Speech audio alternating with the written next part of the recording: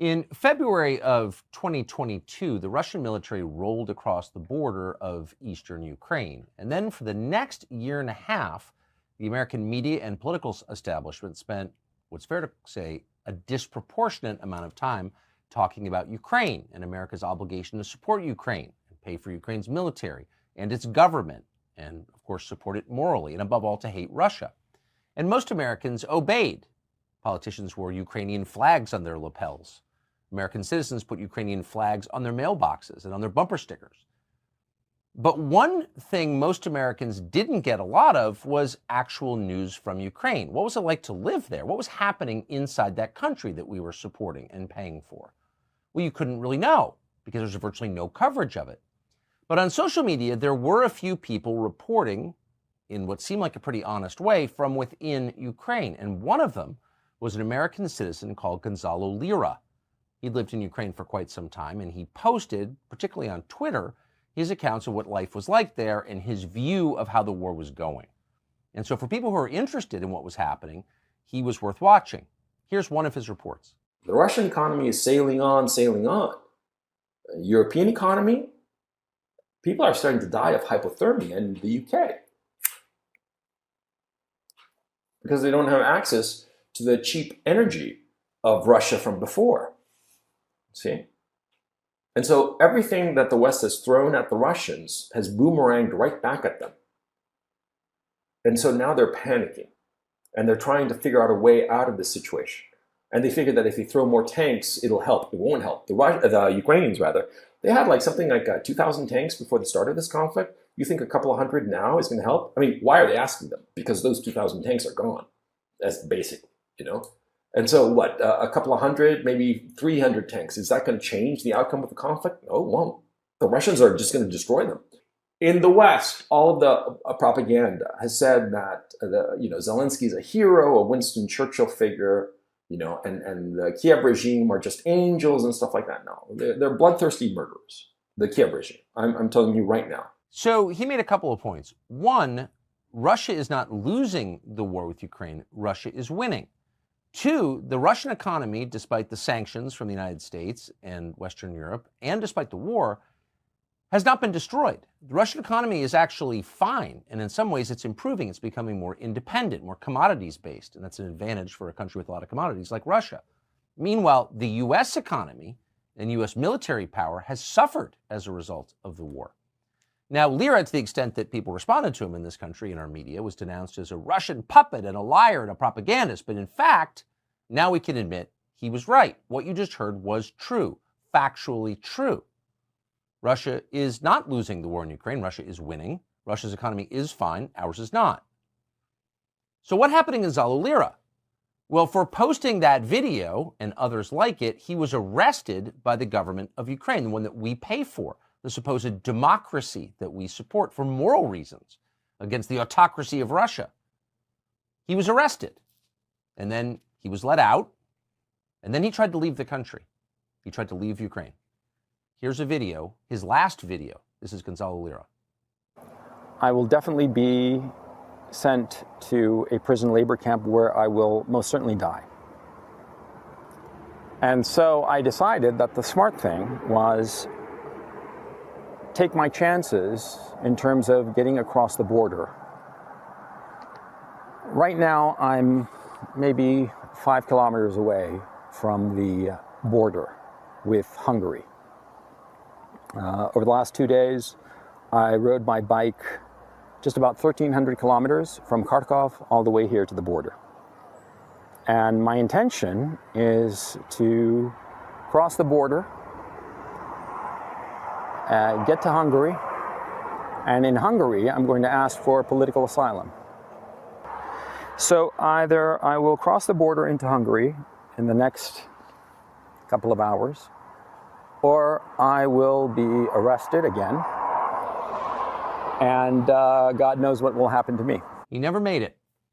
5 miles from the Hungarian border, 5 kilometers rather, from the Hungarian border, he was arrested. Gonzalo Lira remains in prison tonight, a political prisoner in a country that we were told was free, a country whose government we are still paying for. The Biden State Department is uninterested in the fate of this American citizen. In fact, of course, they support his imprisonment, and no one in the national media seems interested in his fate whatsoever. So we thought it'd be worth speaking to his father, Gonzalo Lira Sr., who joins us now from Chile. Mr. Lira, thanks so much for joining us. Have you heard from your son? Do you know where he is? And do you know how he's doing? Thank you, Tucker, Thank you. for the opportunity of saying what is going on with my son, Gonzalo. Today will mark the 7th full month that he's been arrested in Ukraine. He has not gone into trial. He's awaiting trial. He was appointed a court attorney that doesn't speak English. He's an Ukrainian attorney. Insofar as the U.S. Embassy, they haven't done a thing. Neither I nor his sister living in the USA, and I'm reading because I don't want to lose anything, neither I nor his sister living in the USA have been able to communicate with Gonzalo. He's incommunicado. The U.S. Embassy has not answered our inquiries. The embassy in Kyiv never offered a defense attorney, never visited him, except for the first time, his court appointment last November 8th. The embassy has just burned out Gonzalo. An American citizen by birth is in jail because he was exercising his right of freedom of speech. His defense, as I said before, is in the hands of a court appointment Ukrainian attorney that doesn't speak any English. The USA government, with its silence in the face of this scandalous incident, suggests a degree of complicity, or at least tacit approval of Gonzalo's arrest, since nothing else convincingly explains the conspicuous lack of response. Let me just read further, if I may, Tucker. I hope you will. Gonzalo was arrested last year on April the 15th, Good Friday, till the next Friday, 22nd, for that full week, without any charges. He was simply detained. They stole all of his equipment. He couldn't continue working after he was released for at least 2-3 weeks, trying to obtain equipment to continue. His criticism of Zelensky's Nazi regime, supported by the US government, by Mr. Biden, who makes, he is making gargles, that we have to defend democracy. What democracy? Ukraine has never had democracy, let alone today with this man Zelensky. He's a well-known dictator. They were going to have elections, Tucker, and they canceled those elections. During the Vietnam War, there were elections in South Vietnam, in the middle of the war, Tucker, if you remember. I do remember. I lived those years in the USA. Let me say more. Last April 27th of this year, Gonzalo put on a web video, this time, and for the first time, Tucker, heavily criticizing Joe Biden and Kamala Harris. 4 days later, the Zelensky police detains Gonzalo through that terrible, sinister Gestapo called SPU. My thinking is that the Democratic Party establishment will try to get rid of Joe Biden and shoehorn in Kamala Harris. Because Kamala Harris, make no mistake about it, she's an idiot. I seriously believe that she has under 90 IQ points. She is so stupid. Isn't it odd, Tucker, that 4 days later, after condemning Joe Biden and Kamala Harris, Gonzalo is arrested? Why was he not detained earlier? When he was let go the previous year, May 22nd of last year, Gonzalo continued the same language, the same criticism against the war. He predicted from day one, practically, that Ukraine would never win a war against Russia. He also said, this is going to bleed the USA and the NATO countries, holding on for Ukraine to hold a battle with Russia, which will never be won, will never be, successful. Did the State Department, Tucker, give the green light to Zelensky to put my son in jail?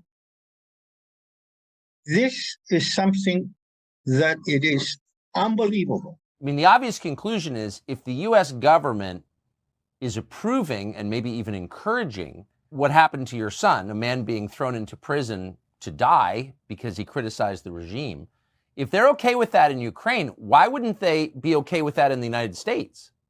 I really don't understand. It just puzzles me.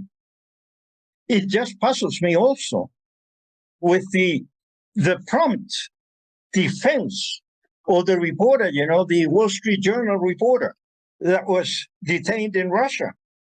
Well, he was really exchanging military secrets. And my goodness, the way they were defending this man, I don't even know if he's a U.S. citizen. But anyway, his name, I wrote it somewhere, totally different to Gonzalo. No one from the U.S. Embassy is defending my son. He lived in the U.S. all of his life. He's a Dartmouth graduate. I mean, he lived in the USA. He has, published Counterparts, one of his, books. He's been writing also. He's a writer. And the US hasn't done anything. I cannot understand.